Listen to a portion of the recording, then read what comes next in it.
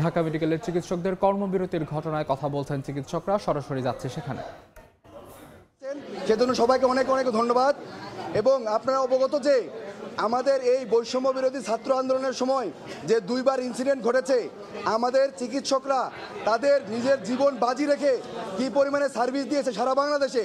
Dhaka medical কলেজে আমরা দেখেছি ডক্টররা চিকিৎসা সেবার পাশাপাশি তারা নিজের পকেট থেকে টাকা দিয়ে ওষুধ কিনেছে, তাদেরকে খাবার দিয়েছে এবং তারা 24 ঘন্টা 36 ঘন্টা 72 ঘন্টা পর্যন্ত চিকিৎসা সেবা দিয়েছে।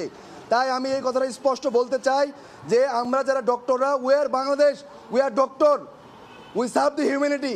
আমরা বৈষম্য বিরোধী ছাত্র আন্দোলনেরই পার্ট এবং আমরা আপনাদেরকে সেবা দিয়ে থাকি।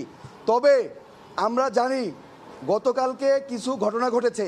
প্রথম ঘটনা, আমাদের নিউরোসার্জারি বিভাগের একজন রেসিডেন্ট সে রুগীকে অপারেশন করার জন্য অপারেশন থিয়েটারে যায় এবং সেখান থেকে রুগীর লোক তাকে বের করে তার উপরে ধস্তাধস্তি করে, তাকে মারে এবং তাকে সেভ করার জন্য আমাদের আরেক ডক্টর ওখানে যান এবং যাওয়ার পরে তাকে আক্রমণ করে অতর্কিতভাবে এবং তার কলার ধরে 201 নম্বর অপারেশন থিয়েটারের সামনে থেকে ডিরেক্টর স্যারের রুমের সামনে নিয়ে আসে 200 থেকে 300 মিটার মারতে মারতে। এবং এখানে নিয়ে এসেও তারা ক্ষান্ত হয় নাই। ডিরেক্টর স্যারের রুমের সামনে যে পিএ আছে সেই চেয়ারে তিনি বসেছিলেন এবং এই পিএর চেয়ারেও তার উপরে আক্রমণ করা হয়। আমরা দফায় দফায় বৈঠক করেছিলাম এবং বৈঠক শেষে আমাদের দুইটা সিদ্ধান্ত হয়েছে। 1 নম্বর সিদ্ধান্ত, অনতিবিলম্বে 24 ঘন্টার মধ্যে যারা আক্রমণ করেছে আমাদের চিকিৎসকদের উপরে তাদেরকে গ্রেপ্তার করতে হবে। এবং 2 নম্বর দাবি ছিল যে আমাদের সিকিউরিটি নিশ্চিত করতে হবে। আমরা যারা ইমার্জেন্সি সার্ভিস দেই, আপনারা দেখেছেন যে যারা ইমার্জেন্সি কমপ্লেক্সে থাকেন কত রুগীর লোড থাকে এবং ইমার্জেন্সি সার্ভিস দেওয়ার জন্য আমাদেরকে যথেষ্ট পরিমাণ আর্মি, পুলিশ এবং অন্যান্য ফোর্স এখানে থাকবে এবং সশরীরে উপস্থিত থাকবে উইথ আর্ম। কিন্তু আমাদের প্রশাসন সেটা করতে ব্যর্থ হয়েছেন। আমাদেরকে আশ্বস্ত করার পরেও আমরা দেখেছি আরও কালকে রাতে 2টা বিচ্ছিন্ন ঘটনা ঘটে। আরেকটা ঘটনা হচ্ছে, একটা রুগীকে তারা বাইরে আক্রমণ করেছিল এক গ্রুপ। ওই গ্রুপ সেবা নেওয়ার জন্য ঢাকা মেডিকেল কলেজে এসেছিল ইমার্জেন্সি রুমে এবং তার যে অপোনেন্ট গ্রুপ ছিল সে ঢাকা মেডিকেল কলেজের ইমার্জেন্সি কমপ্লেক্সের ভিতরে ঢুকে চাপাতি দিয়ে কূপে তার হত্যা নিশ্চিত করে এখান থেকে চলে গিয়েছে। তাহলে আমরা দেখতে চাই যে এখানে রুগীও সেফ না। আপনারা কোথায় সেবা নিতে আসছেন? এখানে রুগীও সেফ না। আরেকটি কথা বলতে চাই, পরে আরেকটা ঘটনা ঘটেছে।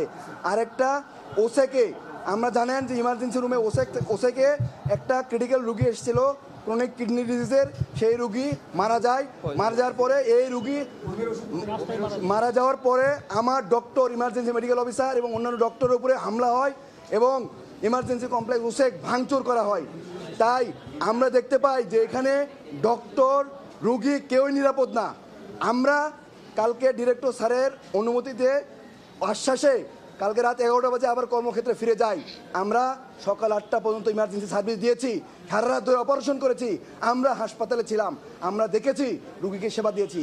স্যারের কথা আশ্বস্ত হয়ে যেহেতু আমরা কাজ করেছি, কিন্তু আমরা কোনো সিকিউরিটি ফোর্স এখানে ভিতরে দেখি নাই। সিকিউরিটি ফোর্স তারা বাইরে ছিল, কিন্তু ইমার্জেন্সি কমপ্লেক্সের সামনে সশরীরে উইথ উইপন্স থাকার কথা ছিল, আমরা সেটা দেখি নাই। তাই আমরা বাধ্য হয়ে নিজের সিকিউরিটির জন্য আমরা আজকে থেকে কর্মবিরতিতে যাচ্ছি। আমরা 2টা থেকে প্রোগ্রাম রেখেছি বাগান গেটে। আপনাদেরকে অনুরোধ করব আপনারা সবাই থাকবেন এবং আমাদের দাবি দেওয়া সহ আমরা আপনাদের কাছে আবার ব্রিফ করব। ধন্যবাদ। সকল ব্যাপারে আমি প্রশ্নের উত্তর দিব 2টা বাজে, আপনারা সবাই থাকবেন প্লিজ। আমাদের এখনো শুরু হয় নাই। সারা বাংলাদেশের সমস্ত চিকিৎসক, সরকারি বেসরকারি সবাই, আপনার যদি কোনো প্রশ্ন থাকে প্লিজ আমাদেরকে 2টার পরে করবেন। আমাদের সরাসরি যুক্ত ছিলাম ঢাকা মেডিকেল কলেজ হাসপাতাল।